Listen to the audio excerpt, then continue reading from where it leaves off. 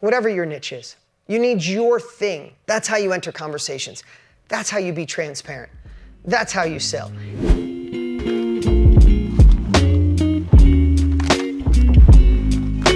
When you're selling something, when you're telling people about their about your favorite restaurant or favorite movie or favorite experience or the love of your life, or you want them to go read a book, do you go, yeah, I read this book the other day. It's pretty good. You know, you should probably go. Or you're like, oh my God, this book. When you're in the first chapter, not so good. Third chapter, oh my God, right? You are this animated, full of life, excited. But here's what happens when you go to sell your thing. Sometimes when we go to sell our thing, we get in our head a little bit and that enthusiasm goes away and we become a little bit of a robot. You know, it's like, oh my God, I did this. It's like you tell that story about sand crabs and then you go to sell and you go, and if you'd like to work with us, we are counselors for people who travel and I'd like to work with you for $97 a month. I'll make sure you have more experiences with sand crabs. Thank you. Click the link or do whatever the thing is on this page, right? Like we go from this passionate person of expressing ourselves and then we go to sell something and it's like, doop, robot, I lose my enthusiasm. I'm afraid to ask for the money. No. If you truly can help someone experience sand crabs, live that moment and get them to say yes. Whatever your niche is, you need your thing. That's how you enter conversations. That's how you be transparent. That's how you sell. Let me ask you something. If I said right now, I told you the sand crab moment, and then I said it triggered something in my life and I knew I needed to create something for someone to create those moments in their life.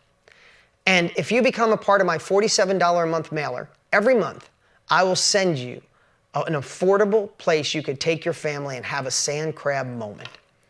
If you're ready for those experiences in a shifting world, click the link below. Who would spend $47 a month if you got a flyer, a newsletter to find sand crab moments? Who would do that? Right? 60, 70, now 80% of the people? I don't have anything to sell. But did I do a fancy pitch? Did I make you feel uncomfortable? Did anybody feel uncomfortable with that offer? Did I feel like I was doing you a service or a disservice by selling it? Right?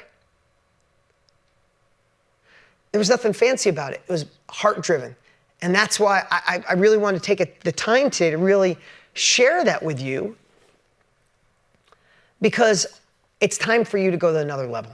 It's time for you to sell better, influence better, and even influence yourself more. The biggest sales job in the world we have to do is selling ourselves to keep moving forward and not feel like an imposter and not give in to your husband who thinks you're crazy or whoever it is in your life. Like, we got to sell ourselves every day. And once we sell ourselves every day, then we got to realize the next people we have to sell are the ones we want to serve.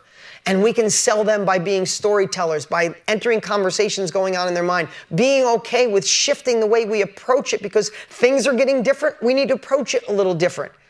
As long as the end result is they work with you, their life exponentially grows,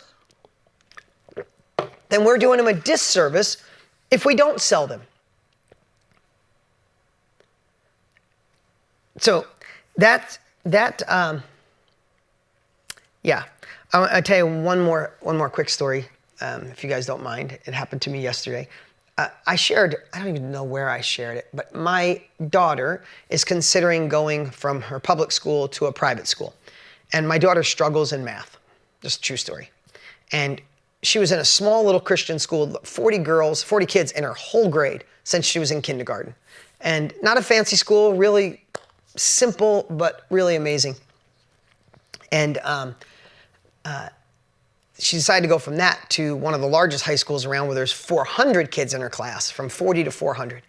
And for those of you probably more aware than I am, some of the public school systems, even though it's a good school, it's not the same depth of teaching.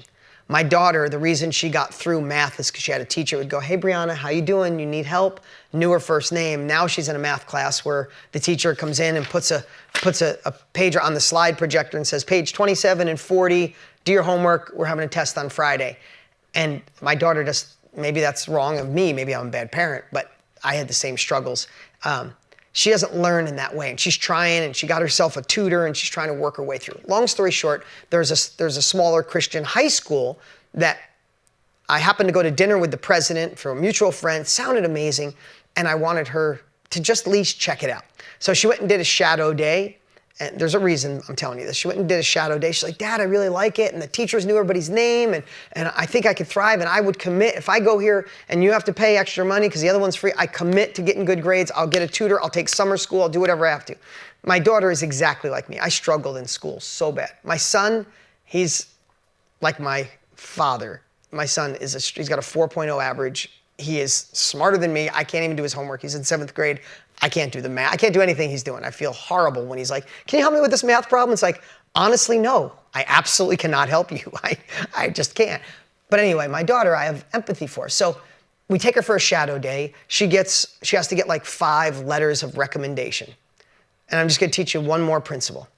The principle of least interest.